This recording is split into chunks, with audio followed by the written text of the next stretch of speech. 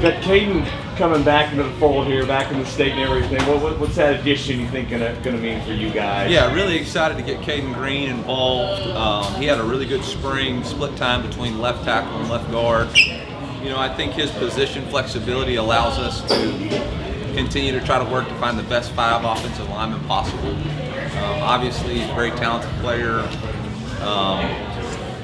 and he definitely made his presence known in the spring. And look forward to his continued growth as he gets more comfortable with the coaching style, with the schemes that we're utilizing, with our athletic performance staff. His best football is definitely ahead of him. We're definitely thankful that he's here. The portal window opening up here. You guys did a lot the first time around. More work to be done. And what's the difference in recruiting kids that are already in school as opposed to high schoolers? You know, every recruitment has its own circumstances and stuff surrounding it, and everybody's a little bit different based on what their needs are. You know, we'll be aggressive in the portal this cycle. You know, we want to reinforce our roster. We want to create a competitive culture where, you know, every day you got to compete to win, and the only way to do that is to add talented players to your team. So, you know, we operated the spring under, allowed us to backfill some walk-ons and say thank you for those guys in the spring and pay for their spring and summer schools. But we'll be active in trying to get the best players that fit our culture and what we're trying to do. Let me ask you about a couple of guys that you drafted, especially the guys that you drafted pretty high. So yeah. What's your thoughts on Darius Robinson? What's ahead for them? Yeah, I think for me this is really exciting to watch guys. You know, we talk all the time about chasing 2 dreams. And this is a dream come true for them and their families, for them to play at the highest level. And I think we've got some guys that are climbing up boards right now as we speak. I think there's going to be more people taken in the first 3 rounds than we know. And I'm very excited about those guys' opportunities. Obviously, Darius got invited to the green room on draft night, and that's going to be a special thing for a guy from Detroit to be in Detroit and potentially be drafted in the first round. He's earned it. Just the journey that he had. A year ago, I don't think a lot of people were projecting that he would get that sort of invite. What can you speak to just the work he's put in and just his growth over the last even 12 months or so? Yeah, I think that's the dream and vision that we sold this time last year when he had to make the decision on whether to go or whether to come back. You know, we kind of set that dream in place of, hey man, go walk out in the first round in Detroit. And that was his vision, and he worked really, really hard to accomplish it, and couldn't be prouder of him and his family. Eli, you have to coach expectation. What kind of conversation do you need to have with your guys about high expectations this year? We haven't even set those conversations in motion. Our goals this spring were to individual player development, identify the strengths and weaknesses of our team, and then continue to build our just us mentality. So, you know, until we finalize what our roster is going to be and who we are, we'll figure out what the expectations for the upcoming season are. Right now, it's just about us. It's about our team, our development, and we'll see where that takes us. Eli, what would you say the difference is between how you feel about where you are now as opposed to a year ago in your career, just in terms of what you've established and what obviously expectations come with that, but your own sense of the program? Honestly, to me, it's really about the same. I felt very confident going into last season that we were the most talented team that I had coached since I'd been at Mizzou. I think this year is going to be the most talented team I've coached since I've been at Mizzou. We're returning a starting quarterback that we all feel confident in. We feel confident in our offensive line and our playmakers. Defensively, we've got to come to grips with a new coordinator. But the foundational pieces are there. The goals that we have, our core values, our off-season conditioning program. I think the most important person in our foundation is Ryan Russell. Our first 4 with Liz Stewart and Zach Parker, our athletic trainer. And those guys have been consistent working with each other for 3 years now. So I think the foundation of our program is in place, and I think really for us, there's not a whole lot of difference going into this year as it was last year. So even with the feeling of, like, obviously you want to get better yet and have higher goals, but does that baseline that you achieved last year make some difference in how you think the program's perceived and how?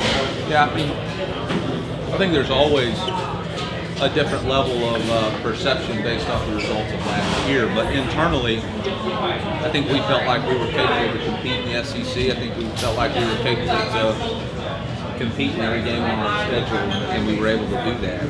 So I don't think our players or myself or our staff are any different going into this season as we did last year. I just know that the competitive depth of our roster, every year that I've been here, has continued to increase. We have the potential to have the most players drafted in Mizzou history this year, and hopefully next year we can do the same thing. Now, in order to do that, guys have got to play at a high level. We've got to win at a high level, and that's the goal.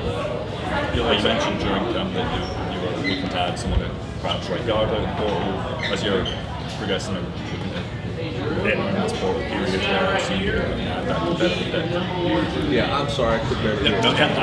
Where are you looking at? Where? Competitive depth, Yeah, I think we have an open-minded approach to the portal. I don't think there's any one particular area that we're saying, man, we have to have this, we have to have that. It's more like, you know, some guys left, now we're going to have opportunities to backfill that position. If there's a player who we think can come in and compete to be a starter, we would always take that player outside of the quarterback position. So I don't know that there's one specific area that we're really nervous about where we feel like we're not capable of playing SEC winning football. I think it's more about, do we have enough pieces, you know, if you get fortunate enough to play into that 13th, 14th, 15th game of the season. Eli, when it comes to culture building and what you've done with doing that in the locker room, just what do you look at as kind of the feel for what's worked for you in that regard? I think it's being consistent in the messages that we preach. Obviously, Coach Russell does a great job talking about an elite edge, energy, details, grit, and emotional consistency. Our staff is consistent about preaching our four core values: always compete, don't trust and respect, do more than what's expected, enjoy the journey. I think the consistency of that approach over time, you know, lends to positive results. I also think we understand what's going to fit our team, what's going to fit our locker room, and what's not going to fit.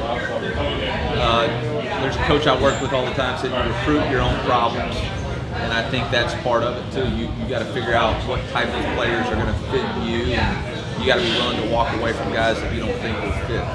And what role does you and your staff building relationships individually with players have in that process? I think it goes to build trust and respect. That's the foundation of any relationship. That's the foundation of a brotherhood and genuine love and care for each other. And so we try to do that. We try to approach every relationship in that way. Obviously, our position coaches are at the forefront of that, but Ryan Russell, Zach Parker, Liz Stewart, you know, they're with those guys every single day, and they have that same type of relationship. And I think for me, it's just been able to be the consistency of what we say and what we do align, whether that's through NIL or recruiting spills, you know, Chase Two Dreams. You're able to sell tangible results, things that have happened. What's the next step? Next step for Luther? I think past 12 hours this semester. Coach, how important are events like this, coming out, meeting fans, especially on the Kansas side? I mean, that's kind of cool. Yeah, I mean, this is the third year stepping into Kansas side. I don't know if we can do this next year because we played them in 25, so Dave will have to put us back over in the North KC chicken pickle, but I love coming out to these events. To me, this is a way to say thank you to the fans. Last year, this was a standing room only crowd, and we had just gotten our butts whipped by Kansas State, and they didn't give up. They still believed in us. They showed up to support us, and you know, for me to be able to come back now with a little bit more results than the previous year, I think is just a way for us to say thank you. Expanded playoff, what's that going to mean for college football? More seats at the table, you have margin for error. You guys obviously would have been in it last year. What's that going to mean? I think it's twofold. I think it's good for the 20 or 24 teams that are close to competing in it. I'm interested to see what it does for the other teams who, are going to finish 8-4 and 9-3 and have really good years, and hopefully their fan bases and bowl games are not affected by that. I haven't been shy about saying the playoff system works in the NFL because half the teams make the playoffs. 16 of the 32 teams make the playoffs. We're talking about 12 of 126. So that's a different math equation. And we're going to have to be very careful about the student-athlete experience and making sure that everybody still has something to cheer about and be engaged in throughout the season. And so we'll see how that continues to progress. I think it's obviously going to be beneficial because there's more opportunities, but I hope it doesn't diminish the bowl game opportunities and the student-athlete experience.